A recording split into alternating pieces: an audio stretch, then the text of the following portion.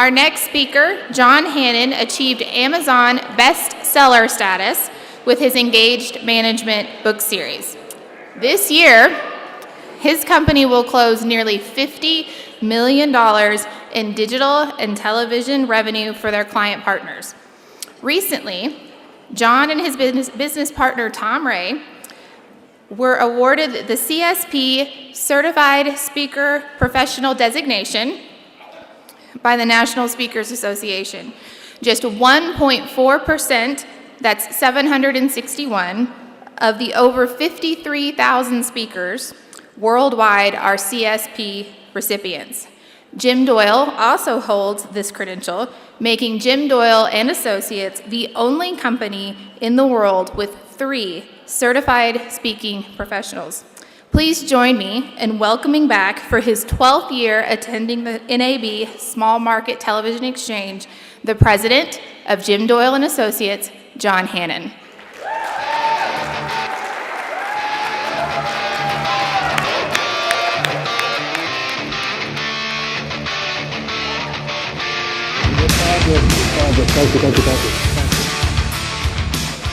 Woo!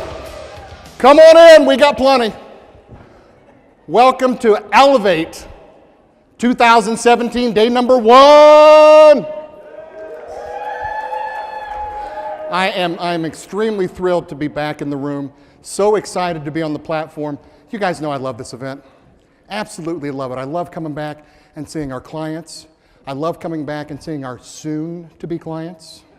I love seeing the friends. I love watching you guys catch up too. The reunions that are taking place at your tables. Watching some of you who may have seen a competitor and you aren't as friendly. Maybe someone that you really don't want to meet. Did I go there already? I apologize, negative right out of the chute. But since we're there, let me ask you a question. Wouldn't this be an incredible business if it weren't for the syndicators and vendors?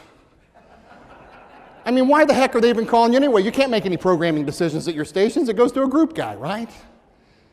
While I'm at it, wouldn't this be just a phenomenal business without the clients? I mean, really, these people want Star Wars production for a commercial they want for free? Really? Let's get rid of them. As I think about it, wouldn't this be an incredible business without those corporate bosses? You know, the suits in the ivory tower who are coming up with these ideas around a conference table and then sending them down to you and holding you accountable for their idea that's not going to work. Maybe we could get rid of the employees. That would be an incredible business. These folks right now are ripping you off because I guarantee they aren't working while you're here. I know it. They're the same people that walk by your office door on a Friday, 3-day weekend going, oh, it's 10 a.m., we're going to get out here early, We might as well toss in the viewers. This would be an incredible business without the viewers. Say hello to Myrtle, Any Market USA. She's calling the GM right now saying, I don't like the polka dot tie that my anchor's wearing with this striped suit. Wouldn't life be easier in this business without the viewers? Heck, we might as well group them all. Let's just say people, period. This would be an incredible business without the people. All right. You and I know this is a business of people. I know we can't get rid of the people. But I can tell you, if you wake up in the morning and you say, oh, I can't do it, I don't want to mix it up with the people, I don't want to go see the people, that's okay.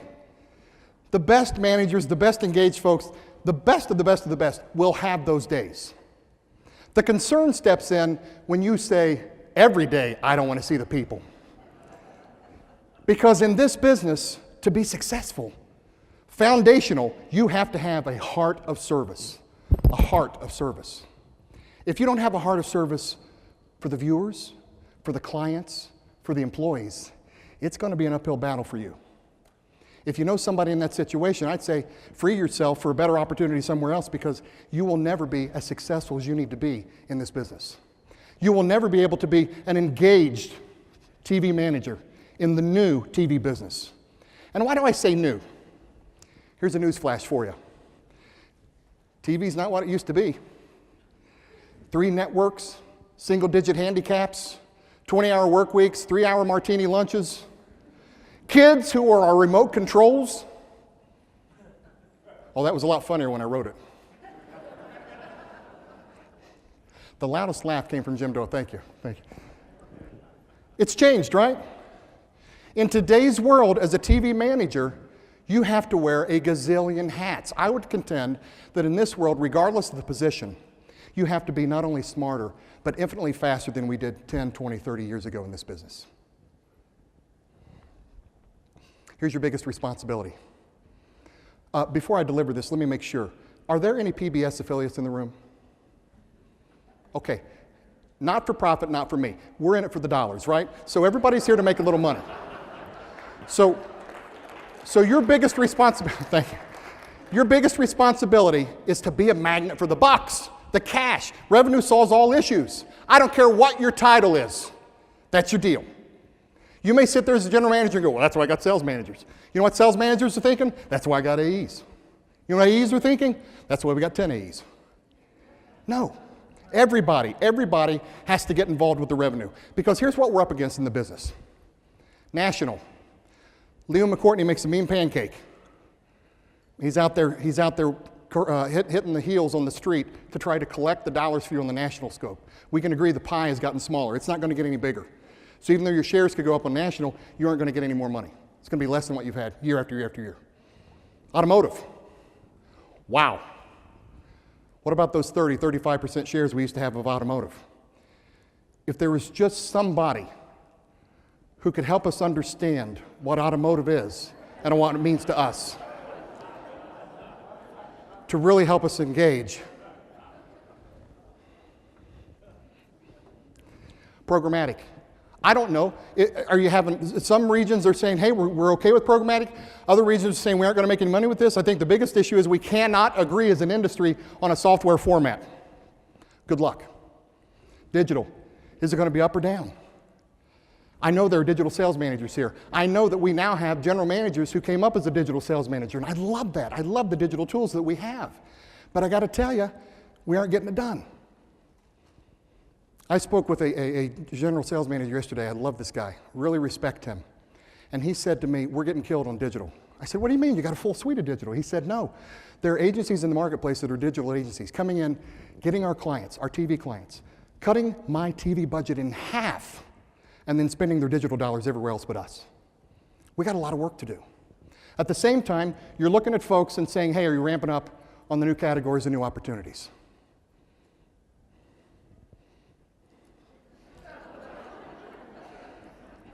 I'd like to say it's going to get better, but we may just have to put up with this, right? Look, this isn't stuff I'm pulling out of the air, guys. You know us. You're our friends. We don't take that for granted. This is research. We're going to make over 5,000 sales calls on your clients this year. We're going to do about $50 million in digital and TV revenue with you and your clients. 86% of the TV markets in the country have our products or some kind of touch from us. We know what's going on in the street. We're out there putting heels on the bricks, and that's what I'm sharing with you today, the things that you need to do. So my next question is this. In 5 years from now, when you go to your corporate meeting, is it going to be in this place? Or are you going to bury your head in the sand and all your sister stations are going to throw the towel in and you're going to end up with your corporate meeting where everyone has the same balcony view of the parking lot? The future ain't what it used to be, guys. My kids, two of them, 17 and 18, feel sorry for me because they're out looking at colleges. And then I have a 14-year-old son. He likes to go just because he likes to look at colleges. Go figure. They took a picture knowing that I would love this when they were going on college tours, and I'm locking into it because I think this poster, specifically this statement, needs to be in every lunchroom and every single TV station across the country. I opened up with it, everybody's in sales. It doesn't matter what your job title is. Everybody is in sales. Don't believe me? Let me give you the reality. Let's say your account executive does everything right. They go out and close the biz for a year. They communicate all of the things that have to be in a TV commercial to the production department. Production department screws it up. 3 months later, the client cancels. Production's in TV sales. They screwed it up. It wasn't the AE's fault, right? How about master control runs the wrong commercial or clips a commercial? Who has to take a credit? Let me tell you what that looks like when they screw up the rotation in the Super Bowl. Who is in sales, right? Traffic, are they in sales? Absolutely. They put the wrong copy in. How about a general manager who was doing everything right?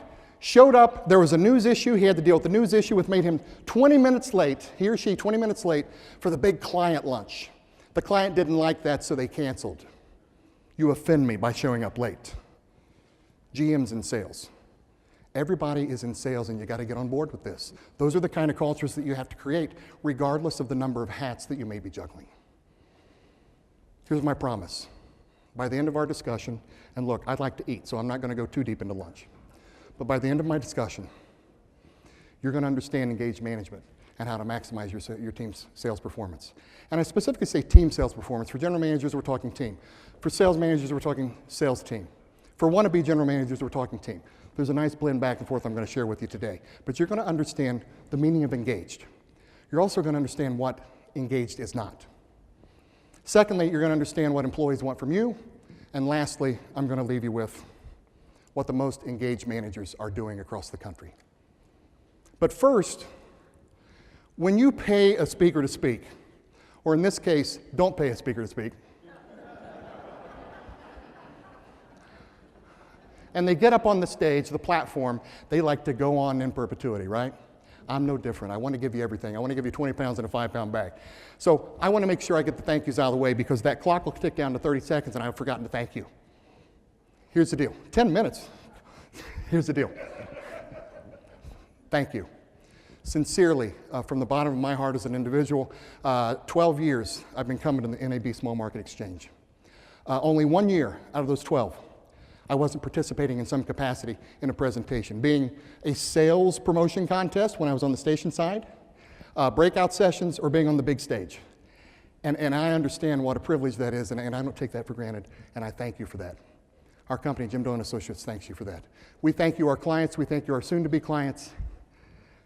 But last week, it really proved to me, through some circumstances that you saw in the news, how incredible it is to be able to consider your clients your friends.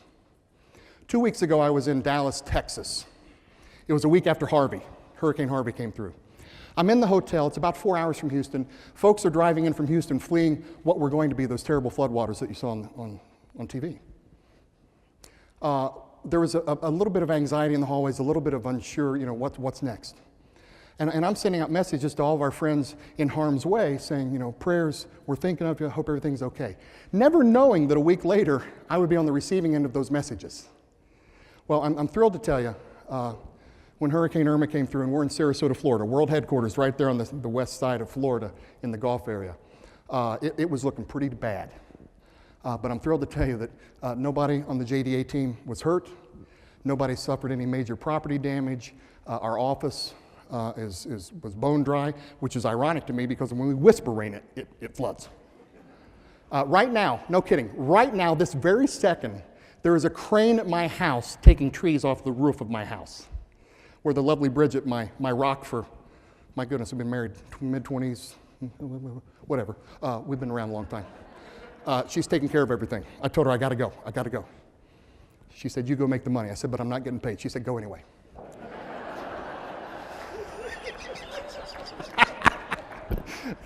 Boy, I'm terrible. I'm laughing at my own jokes. Here's the deal. Here's what I found. Gosh, you guys are clients, but you're absolute friends. The fact that you were thinking of us, the fact you sent those messages, we feel so privileged, and it worked because we're good. So thank you for that. Let's get back to engaged management. I got to tell you what it means by telling you what it doesn't mean. I would venture to say virtually everyone in this room, certainly folks outside this room, would like to think they have an open door policy. But help me understand if some of these look familiar. The do not disturb open door policy. How about the half open? Is she in there or is she not in there? I don't know. How about the wide open, but the rear end sticking up, going through papers going, well, I'm going to the next meeting, don't have time. You get that? How about slightly ajar, which is the absolute worst? Am I supposed to go in? Am I not supposed to go in? Are they here? Are they not here? I don't know. This is not engaged management. In fact, it's terrible. This is what the employees feel like.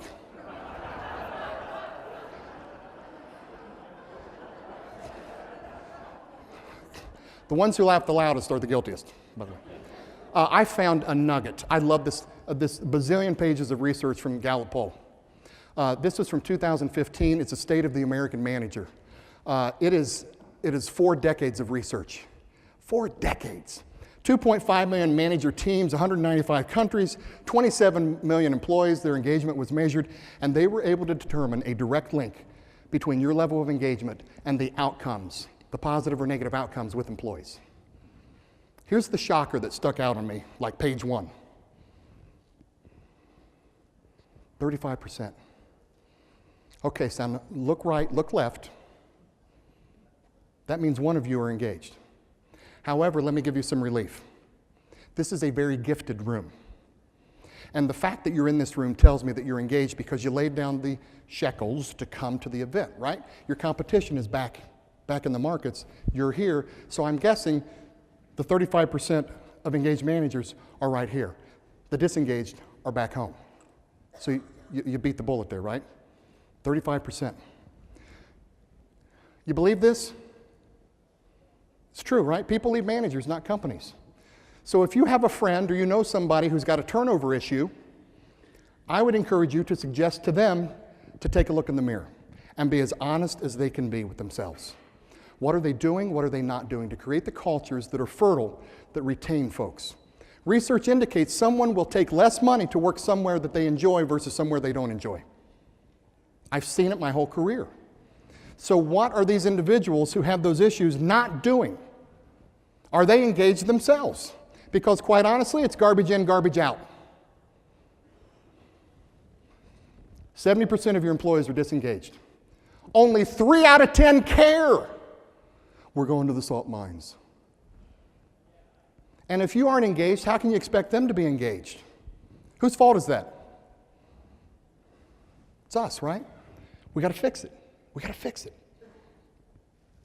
Here's what happens if you don't fix it. The performance continues to dive.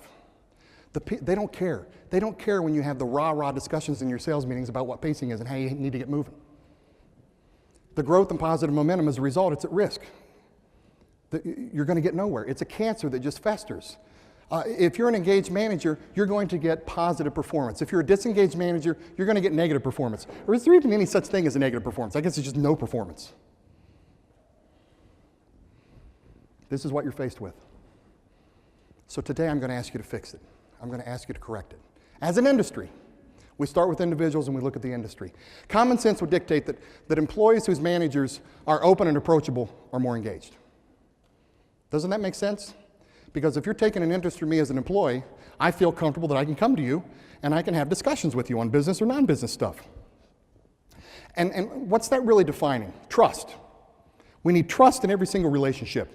And that's what comes out of being engaged. And it's beautiful when it comes together. Okay, let me make another note. That one did not fly. Okay. Here's the first and best thing you can do to get conditioned to be an engaged manager.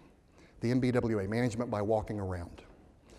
I have a very good friend who had been at the same TV station as a manager for about 16, 17 years. He decided to make a move out of state to be a manager at another station. He called me a little confused and said, "Hey, John, I have a quick question. I have a general manager, and he comes into my office and he sits down maybe every couple of days and just starts talking. Is that normal?" I said, "What? Gee, I don't know. Tell me, what's the conversation about?" Well, he's asking about the family, how's the housing coming, what am I doing for vacation? And I said, "Well, do you not like that?" "No, I love it." I said, "That is management by walking around." For 16, 17 years, my friend worked at a TV station and didn't even know the general manager down the hallway who had the door shut and was chained to the chair. He had a better relationship, more trust with this manager that he knew for a couple months than he did for someone he worked for 16 or 17 years. Don't be the person that's not managing by walking around. If you're like me, hard-charging A personality, you forget. You got to set an alarm, truly. You got to set an alarm. I have to set an alarm at Jim Doyle & Associates because I'm the only office upstairs to go downstairs and say, "How's it going?" Because I forget. I get consumed, right? It's focus. It's not that I don't care. They're just informal visits. You're going to have a sit down. You're going to talk. You're going to listen. And I say active listening. You ever run into those folks who begin to ask a question, they stare off into space, or they're looking at their phone? Don't be that person. Active. Engage them. Be the person at a cocktail party and you're the only 2 people in the room. You're going to build you're going to build trust based on business and personal discussion. You don't have to be their best friend. In fact, when it comes to managing, I would say don't be their friend first. You're the authority, you're a manager. You have to have that relationship because sometimes friends take advantage of friends, right? When there's a hierarchy, you need to make sure that that's in place. But you want to be friendly and you want to engage with them. You want to know what's going on. This will increase your productivity. The very last question that I would ask that you would help yourself to deliver is, what can I do for you? What can I take off your shoulders before you walk away in that situation? Now, folks who are asked that question tell me that they usually say nothing. But the fact that the question is asked says a lot. It says that I'm not in the boat alone. It says that somebody has my back, that I'm not going to fall down. It says that there's some trust there and that I can do anything that I need to do and they're going to back me up in order to get the job done. The most engaged TV managers across the country, very simply, are assisting with priorities and goals. Notice I circle assist here. Many of us get in the habit of that top-down notion. Here's the budget number, go get it. If somebody has skin in the game, if you have a conversation with them about, here's the number, I know it's a reach. Here's what you're capable of. Here are the steps that we're going to work out together in order for you to get there. They are going to be engaged, they are going to go out and they're going to try to get it done versus you just saying, here, go get it. You have to assist them with the number. And you personally have to know the numbers at every single level. I don't care if you're an LSM, GSM, DSM, GM, know the numbers. What is your churn number? Or as Jim Doyle likes to say, what is your chip number, churn in progress? What business are you going to lose?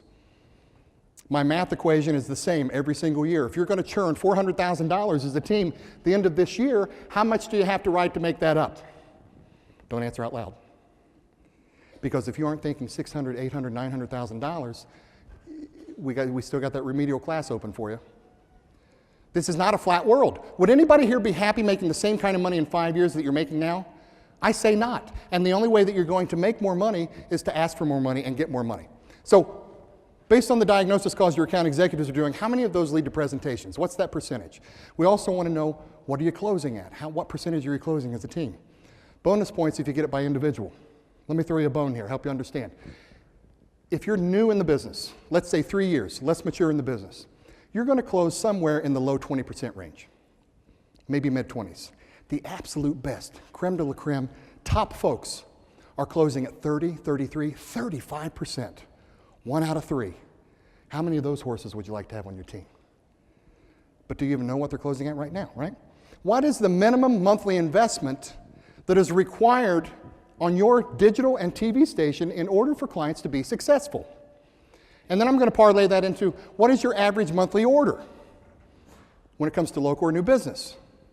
Because many times I will hear $5,000 is our price of admission to be successful on our station with our digital and TV. Then why is your average monthly order $2,500? You want to know why you have churn? Big money, big results. Little money, churn.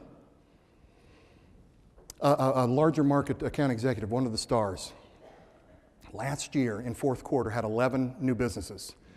His point of entry on the 11 new businesses were about $6,000 to $8,000.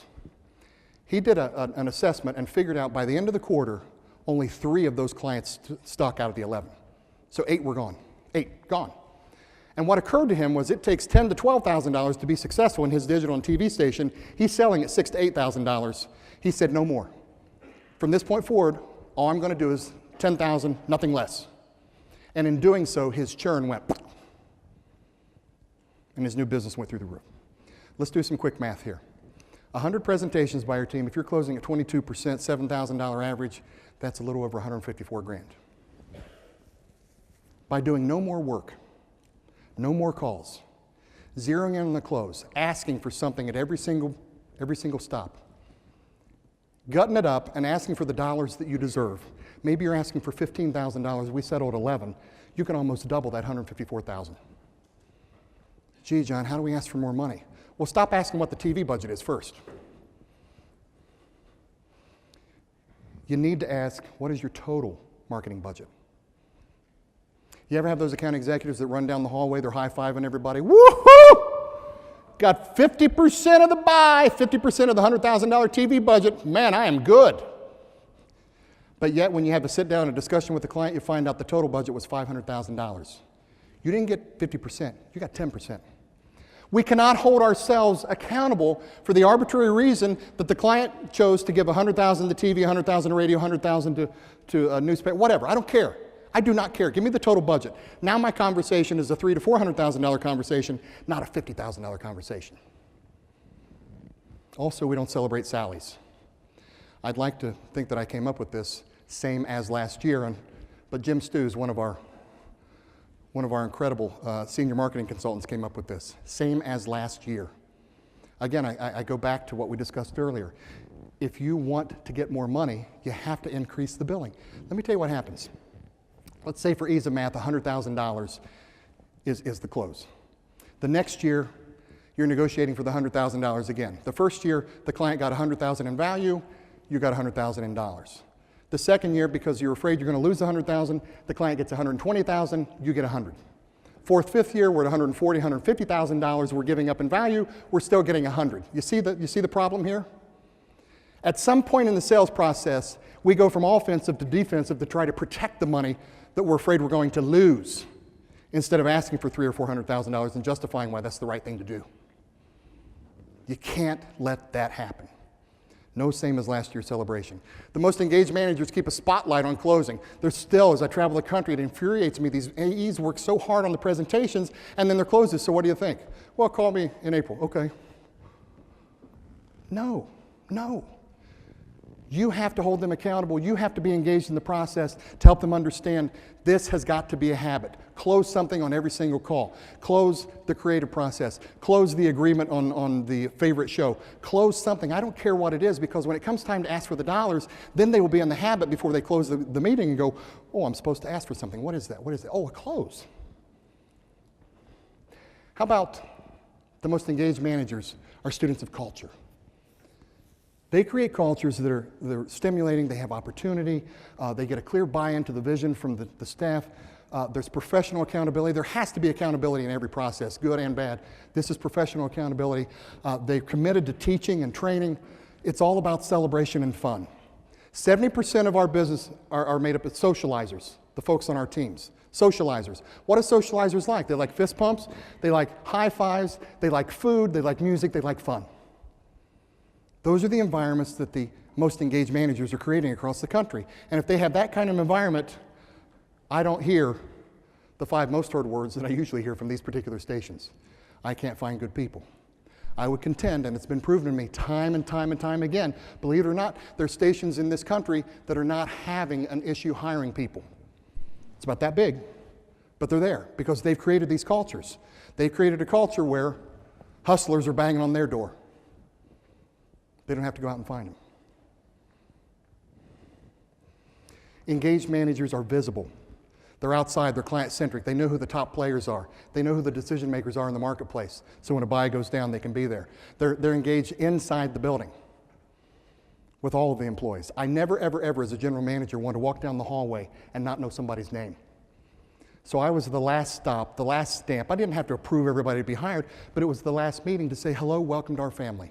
Even if you're an intern, an unpaid intern, put yourself in that scenario. You want to know every single face in the building. You got to engage with them, right?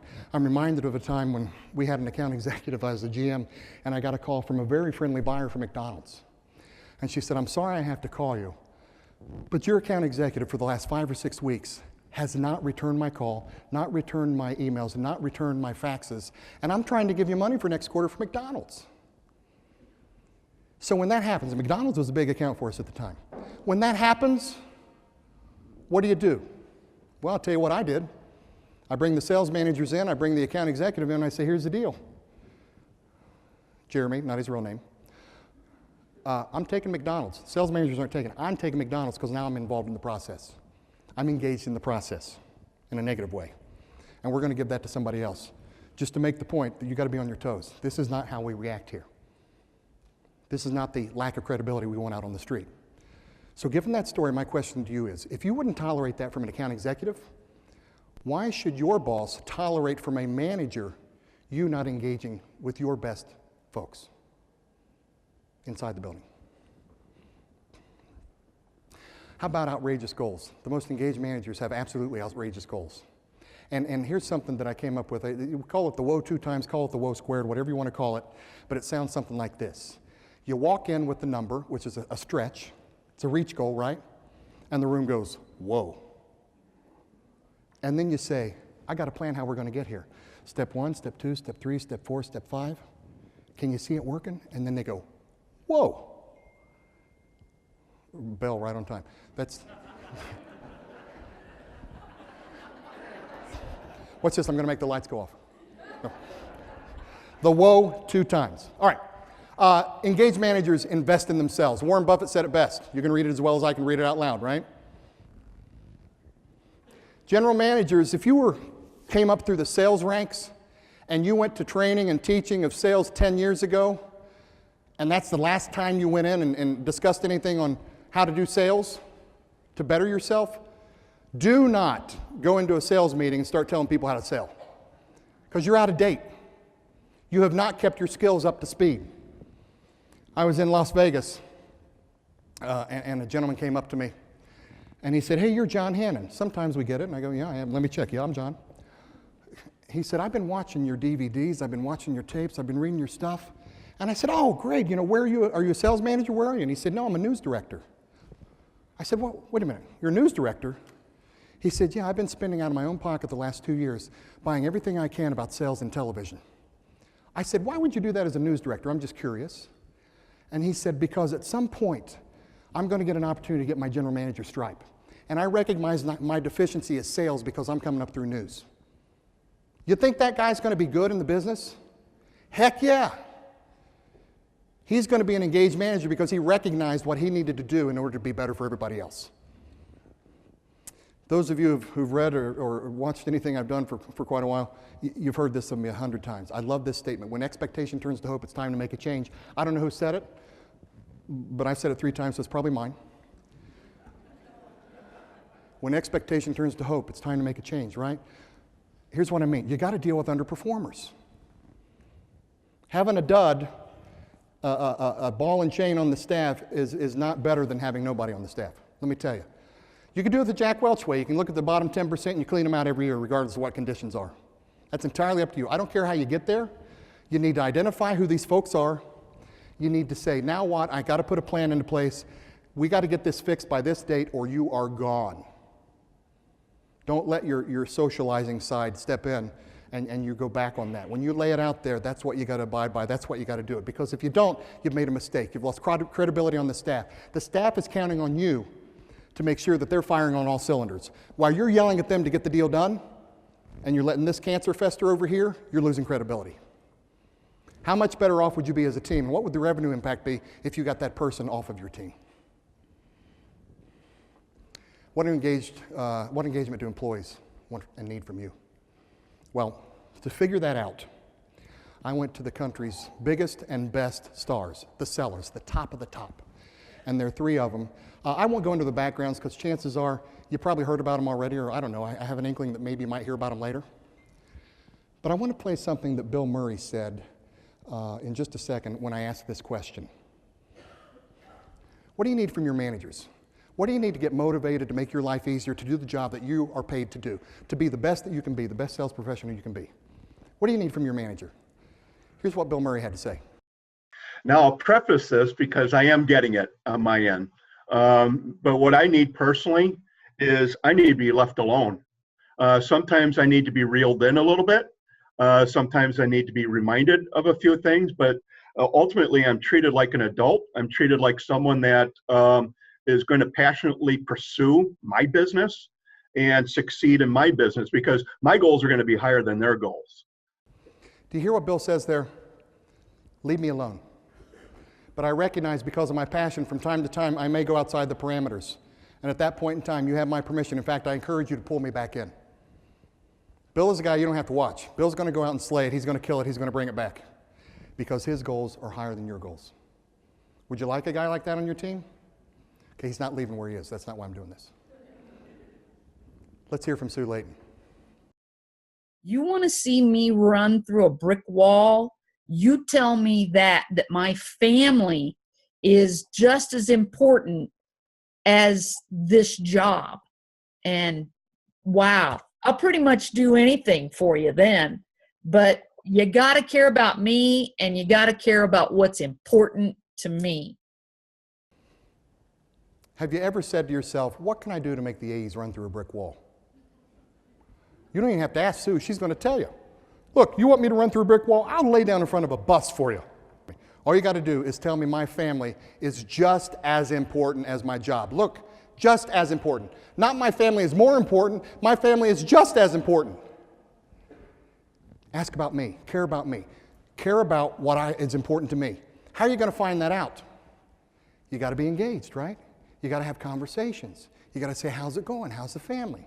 How are the kids doing? What are you doing for spring break? By the way, where's that order? But you had that permission because you made deposits, right? So now you can ask. Let's hear what Kyle from Paducah had to say. I love at our TV station that we pay more for new business. That's very motivating. If you're not doing it, you need to. Make sure you get excited about the new business that comes in too. Her lips are just very mesmerizing. I don't know. We didn't have a video. I'm sorry, Kyle. You forgive me? Kyle says, look, pay me. I will go out and slay it. As a sales manager, I will. If I want something sold, I'll give you a little spiff. Go out and do it. Get it done if I want it sold. But more importantly, Kyle is saying engage me. Get excited when I bring the new business back. I'm going to go out and get it done. I'm a socializer. I need a little kiss. I need a little loving from time to time. No HR, you know what I'm saying. I need to feel that you're happy that I'm doing what you want me to do. That's engagement. How cool would it be to sit in a room with these three individuals, the best of the best of the best in the country, and ask them questions? That'd be really cool, wouldn't it? Well, you're in luck. Because at 1 o'clock today, right after lunch, Tom Ray from Jim Doyle & Associates is going to host a panel like you've never seen before called Chihuahuas and Pit Bulls Live. So I would suggest that you start writing down your questions after I'm done speaking over lunch, and then you just fire away, because they're going to give it to you black and white. And that's why they're the best of the best. By the way, swing over to booth 16A. See Ann and see Elaine, because Tom Ray, I'm proud to say, has written his first book, a future bestseller. Branding is out, results are in. And I have on good authority here that this is the first shipment. And did it arrive, Elaine? We're crossing our fingers for tomorrow morning, but you got to go to the booth and get it. And here's a bonus for you. I'm in a giving mood. We brought the whole library. If you need to round out your library, we're not only going to give you Tom Ray's book for free, pick one of the four, you'll get that one for free too. If you want other books, talk to the ladies, you can figure that out. Is it cool? Thank you. Thank you. All right. So back to engagement in the home stretch here. We got to remove obstacles. The best folks, the most engaged managers, the salespeople expect of them. You got to remove those obstacles. You got to make those speed bumps a little smoother for them. If it's something that's sucking up time, figure out how you can get it off their desk so they can go out and sell. That's what they get paid for. You need to get out on the street. I see so many managers who say, I can't do it. Look, let's go back to point number one. You got to sell. And that means you got to be face to face. You got to see the folks. I would also say, I've got here GM, GSM, LSM, DSM, NSM. Let me make a point here on NSMs. You got to be building a bench. The NSMs are behind the door negotiating and handling make goods. They need to be out on the street also. Let's put in a minimum. Let's say 5 times a month, 10 times a month, whatever it is. So when the time comes, they're prepared, they know the players in the marketplace, and they have the credibility from your team because they have seen the NSM example on the street selling on their behalf. You got to be enthusiastic. If you're going to be engaged with the team, you have to be enthusiastic for the power of your products, your programming, your processes, your teaching, and your training. If you walk in and say, here's a dog, go out and get it, it's not going to fly. If you don't believe in it, how can you expect them to believe in it? And if they don't believe in it, it's not going to get sold, right? How about engaging with the stars through personal and public recognition? Believe it or not, there's some people who don't like that. And you'll know that through engaging with them and discussing. Some people don't like to be pulled out. They won't want their secrets known. But you need to hold these folks up, the folks who like it. You need to celebrate them. You need to make an example of them and say, these are the real winners. And some quirky traditions will come out of that. For example, at one of the stations I was at, we had something called a chalice of nth. And there's a whole process that went with it where the general sales manager would hold up the chalice of nth. This is a new business to the nth degree. Follow me? The general sales manager would hold it up over her head. The sales manager's behind her. and then someone in the back is hitting a pan or as a gong. And they're saying the chalice event, the new business chalice event, and they're walking all around the sales pit, circling, coming down, and then they stop in front of the AE who receives the chalice event for new business for that month. Make it fun. Traditions come out of that, right? How about recruiting? It is your responsibility to be recruiting 24/7, 365. I take you back to some stuff that I've said before. Picture your job as a general manager of a baseball team. Your role is to get to the World Series and win it all. Wouldn't you go out and find a relief pitcher? Wouldn't you go out and find a cleanup hitter? Wouldn't you go out and pay the money to get someone, a rainmaker, to make that happen? Why would we be any different in this business? That's your job. Furthermore, you get that done, your life is infinitely easier, much easier. They want you to engage. Your team wants you to engage with their key accounts, the top 20%, the movers and shakers. They want you to engage with the folks who have potential being key accounts. They're going to be the larger accounts down the road. And the first thing you should say to these clients is thank you. When they're doing a little business with you, you need to call them and say thanks. Because I guarantee you they've not heard from the competition. They've not heard from the managers at the other stations. Because most generally, more often than not, the first time you're speaking to the client is when they have an issue and they've not met you. Well, let's say they have an issue a couple months later and they call you and their last recall is, well, that person called to thank me. That's a much better play than, oh, you've got a problem, let me get on it. And they don't even know you. Make sense?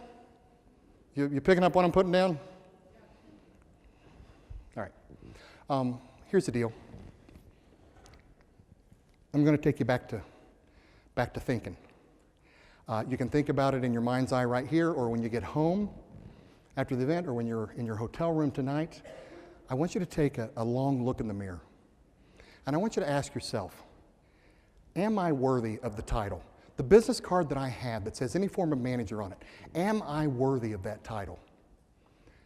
But probably more important than that, I want you to say, am I worthy of the title that the team can award me?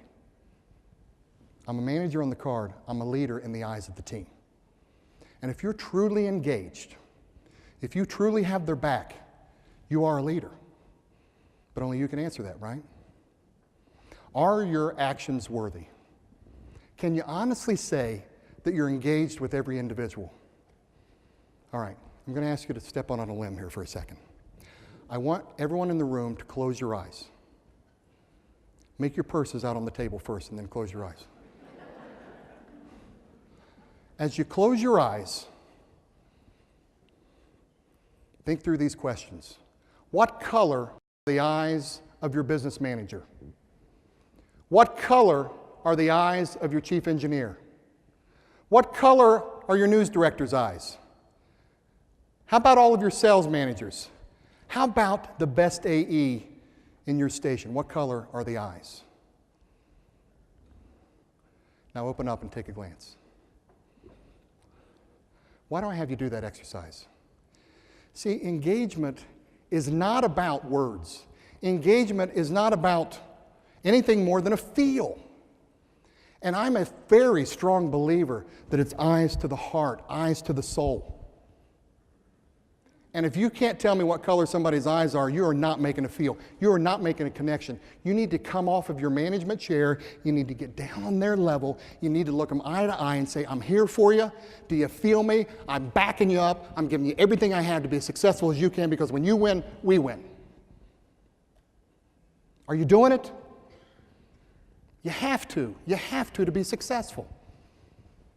What color are their eyes? Test yourself on that. When you're having a toddy tonight at the NAB brouhaha, is that tonight or tomorrow? Well, so you can't pay for that tonight either. That's a theme. I shouldn't have done that. I apologize.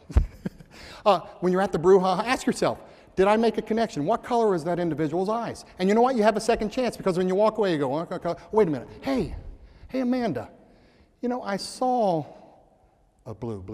Okay. Walk away. Got it? All right. Are you engagement worthy? Here's the test.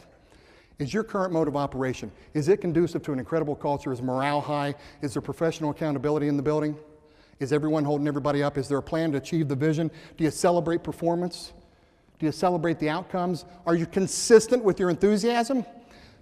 Does everybody understand the impact of the little things, even doing these little things when nobody else is looking? Guys, it doesn't take very long when you're on the road, even when I was a corporate guy on TV, to walk into a station inside of 30 seconds to 3 minutes. You can see it, you can feel it, you can smell it. Even having never been to the station before. You're watching how fast everybody's walking. You're watching for eye contact. You're listening for a faint but distant laugh down the hallway. You know when you got salt mines. Corporate folks in the room, you know when you're in a salt mine, right? It all goes back to engagement. Are you delivering on these things? Because if you are, then team members and employees are proud. Clients in the community are saying, oh my gosh, this individual, this station, this company is different. We need to listen to these folks. I would say to you, if you're already doing it, first, congratulations, you're in the minority. Secondly, if you're already doing it, how do you win the World Series next year? How do you capitalize on it again and again and again and again?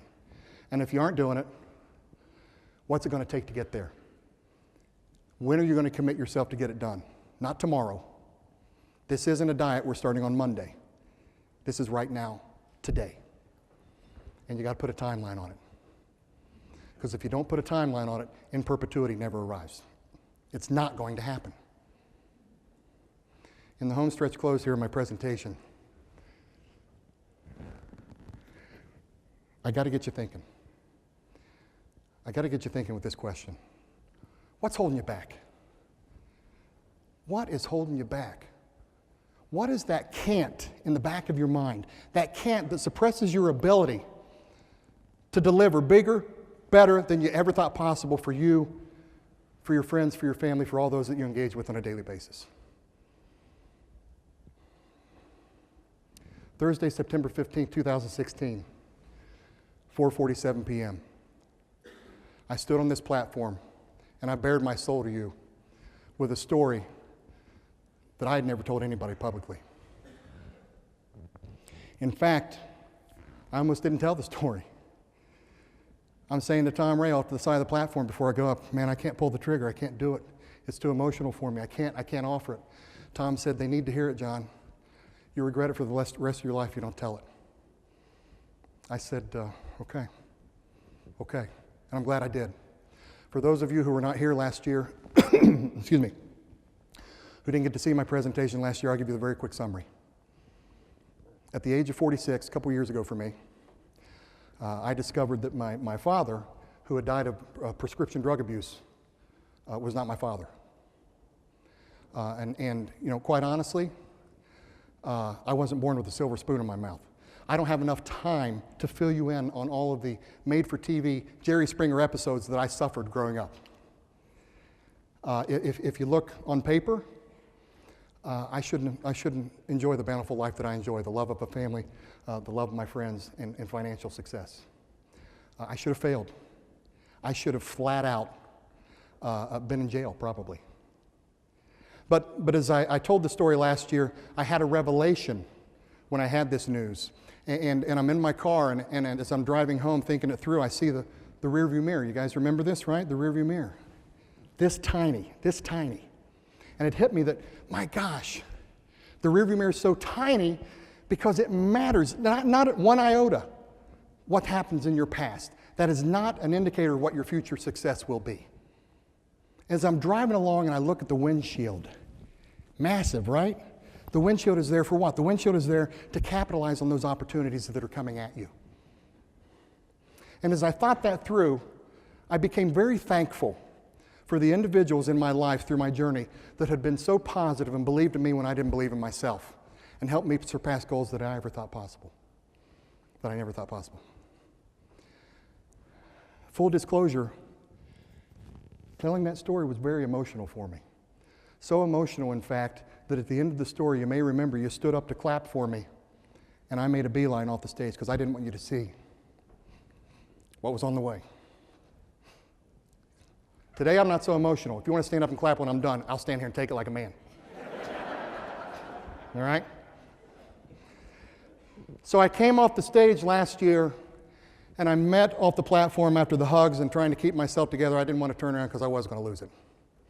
And a gentleman walked up to me with a picture of his daughter and said, "Look at this. For almost 40 years, I've been trying to find her. 3 weeks ago, I found her. I heard your message today. I have a huge future ahead of me with my daughter." A gentleman caught me a little later in the day and said, and told me his story. It blew me away. 6 months to live because of a liver condition that he had that his doctors just told him before he came to NAB last year. That night at the watering hole in the hotel, somebody came up to me and said, "I have got to get your address. Give me your card." And I said, what's so imperative with my address? He said, "I'm going to rip off every single rear view mirror that I have, all my motorcycle mirrors, all my car mirrors, and I'm going to ship them to you because I don't need them anymore. For 2 years, I've been dealing with this woman that I despise, that I'm bitter over this divorce, and our kids are in the middle of this thing." And he said, "You know what? That's in the past. I can't move on to my future until I let it go." I could go on and on and on about those stories, and I'm so overwhelmed when I tell them. What I learned from that day as I continued to venture away until I land here is that I have an obligation to share my rearview mirror and windshield story. You see, when I share that story, I can see skeletons rise up. And it's not because of my story, it's because everybody has skeletons, and at some point you hear something that toggles you to say, "I don't have to worry about that anymore." I know this because people will approach me afterwards and they tell me their deep, dark secrets, and they start making reference to individuals in their life that were so positive and so impactful and helped them get through the things that they need to get through to be bigger and better for everybody that they dealt with. So, excuse me.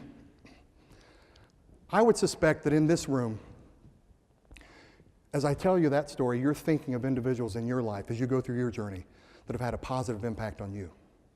Maybe it's a coach, maybe it's a teacher, maybe it's a manager, a mentor, a friend, whatever the case is. But I would also suspect when you think of them, you don't think about their ability to make an incredible spreadsheet, their great business plan, the incredible lectures, or how they taught you how to catch a ground ball. No, what you're thinking of is the fact that when they saw that you needed it, they gave you a hug. When they saw you needed a push, they gave you a push. When they saw that you could do it and you thought that you couldn't, they convinced you that you could. They were the example and showed you all the little things that you needed to do, even when nobody was looking, in order to be successful and beyond yourself. And I'm here to tell you, as I close this presentation to you, those individuals are doing one thing. They do it consistently, and they do it every day of their life. And I can sum that up in 4 words. The individuals who have that positive influence on us as we go through our journey, they live their life engaged. Thank you.